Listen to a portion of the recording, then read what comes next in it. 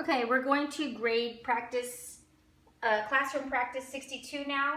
If you do not have that finished, please stop watching this and go finish it, and then we'll grade it together. So make sure you have that in front of you right now, already completed, and we'll do it together. Okay, check your work as I fill it in. Several math books fell on the floor yesterday. What fell on the floor yesterday? Books. Subject, noun. What is being said about the books? Books fell. Verb. On, preposition. On what? Object, floor, object of the preposition. The, article, adjective. On the floor, prepositional phrase. When did they fall? Now, if you ever get to a word you're not sure, you might want to look at this little list. You should have it in your binder. So adverbs ask these questions, adjectives ask these questions. So the question is, when did it fall? Yesterday, that's an adverb. Okay, what type of, let's go back here to the beginning. What type of books? Adjective, math, adjective. Several, this asks how many? How many? Here we go, how many? Adjectives. So this is subject, noun, verb, pattern, 1. I'm going to divide between the subject and the verb. Books fell. This is a declarative sentence. All right. Have you finished your homework tonight?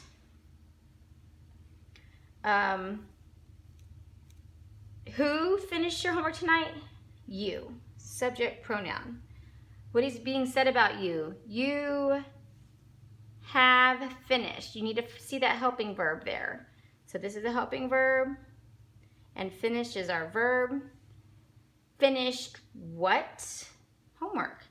And finished what answers our direct object question. Go back to verb. Verb transitive. Homework. Your. That says, that's the question there is whose homework? And do we remember whose when we see whose? Here's our adjectives. Whose, it's going to be a PPA or a PNA. And PPA means possessive pronoun adjective, and PNA is possessive noun adjective. And that just reminded me of two more adjectives, right? So PPAs and PNAs. We will add that to our list, this list that we started just earlier today. Okay, I'll do that next time we meet. Okay, so we're answering the question yours, whose, yours. This is a PPA. That's a pronoun. And then when, do you remember when? What answer is when? You see it? It's an adverb. Okay, so we're going to divide between the subject and the verb. You finished. This is an interrogative sentence. This is subject, noun, verb, transitive, direct object, pattern 2. And this is a little bit different because this verb is part of the predicate. This helping verb is part of the predicate. So we need to underline our sentence to let ourselves know that they would normally go together, but because it's in inverted order, we're going to underline it. Did you guys get that? Hopefully you did. All right. I fed the pretty brown pony an apple today. Who fed the pretty brown pony an apple today? I did. Subject, pronoun. What is being said about I? I fed. Verb. Fed what? I didn't feed the pony. I fed an apple to the pony. Okay, so that's a little tricky. So I fed an apple. That is your direct object. Come back to verb, make it transitive. An apple to whom or for whom? For whom? To the pony, right? Okay, now it's pretty simple after this, right? So, and we know it's an article adjective. What kind of pony? That's an adjective. What kind of pony? What kind of brown pony? An adjective. Article, the article adjective. And then when, we've already seen this one today several times. When, that's an adverb. Okay. Divide between the subject and the pronoun, or the subject and the predicate. And this is a declarative sentence. This is subject, noun, verb, transitive, direct, indirect object, direct object, pattern 3. Okay. Okay. So now let's find out from sentence number 3, figure out the nouns that are used. What are the nouns in this sentence? We know from this chart that we've done already what some of the noun labels we're looking for, right? Here they are. This is a little, okay, so what of these do we have in our sentence down here? Let's see if I can zoom in just a little bit more for you. Okay, so we have a pony being used as an indirect object. And we also have an apple being used as a direct object. Okay, let's go back here. Is pony singular or plural? Just one pony, right? It's common or proper, that's a common. Come back here to apple. It's just one apple, and that is also common. Simple subject, I. Simple predicate, fed. Okay. All right, so let's move down here to our possessive noun part of this page. Hopefully you can see all of this. Okay, so we're going to remember our rules. They're right up here at the top.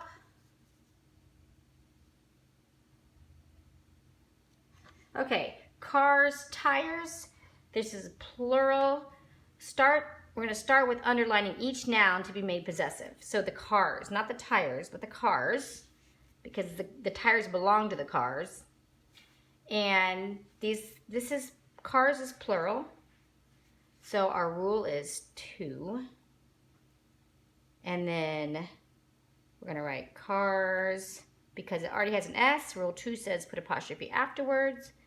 And tires. Okay. Cat, paw. We're going to underline cat, because the paw belongs to the cat. This is a singular noun. This is rule 1, just one boy to start with. So it's the cat's, apostrophe S, paw. James Key. This one might throw you off a little bit, because James is one boy, but has an S on the end of his name. So it doesn't really matter. He's still singular. So he is singular. We're going to use rule 1. Even though his name ends with an S, we're going to have James and then apostrophe S, Key. How'd you do on that one? All right. Boy, bed. So we're going to I forgot to underline James there, didn't I? Boy. So this is one boy, singular, just rule 1. Boy, and we're going to put an apostrophe S for rule 1. Boy's bed. Okay, baby, we're going to underline baby. Toy, we're going to do baby's toy. So one baby. It is rule 1.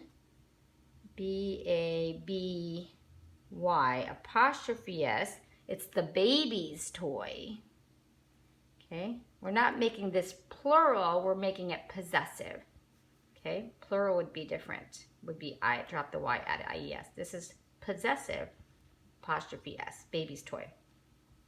All right, men's gloves. This is men. This is already plural, and it's already plural, so we're going to add apostrophe S. Rule 3. Men's gloves. Okay. Let's see here. And then let's go over here to look at these. Okay, this is part B. We're going to have just singular possessive on this one.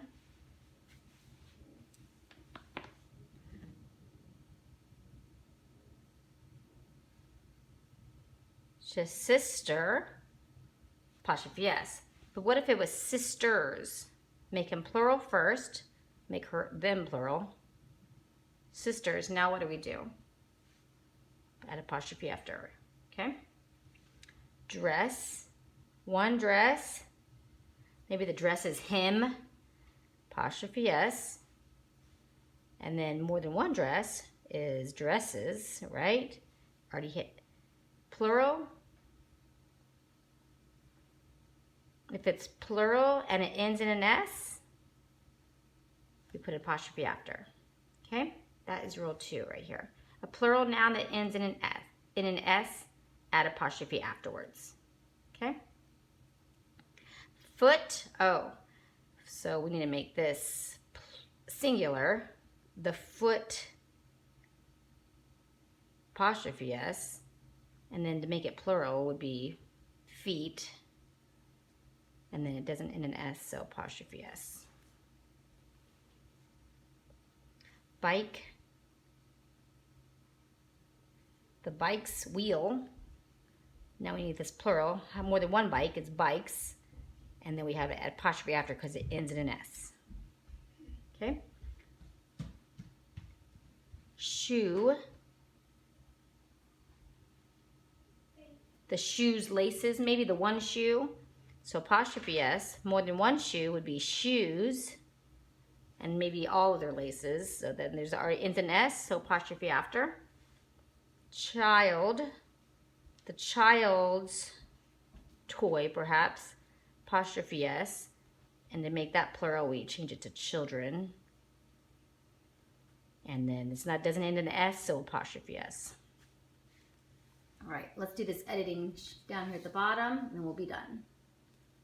Okay.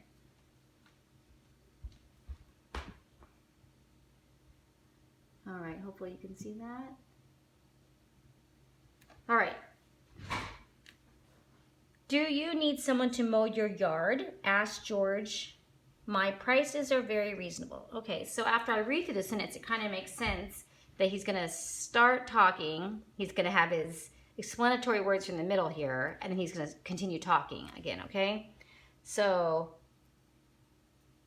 quote, and then capital D, do you need someone to mow your yard? This is the question he's asking.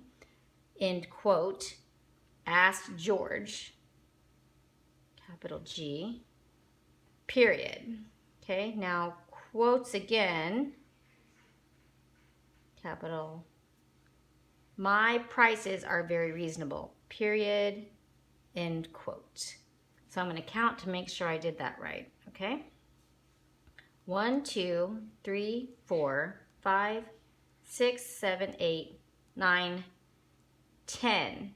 Oh, you know what I missed? Underline the explanatory words. So here's my explanatory words, asked George, and now I have 11. All right, how did you guys do? Hope you did well. If not, did you learn from the mistakes? Were you able to correct them? Did you see anything that I made a mistake on? That's fine. I welcome anything, and you see things I make mistakes on because I know that you're learning that way.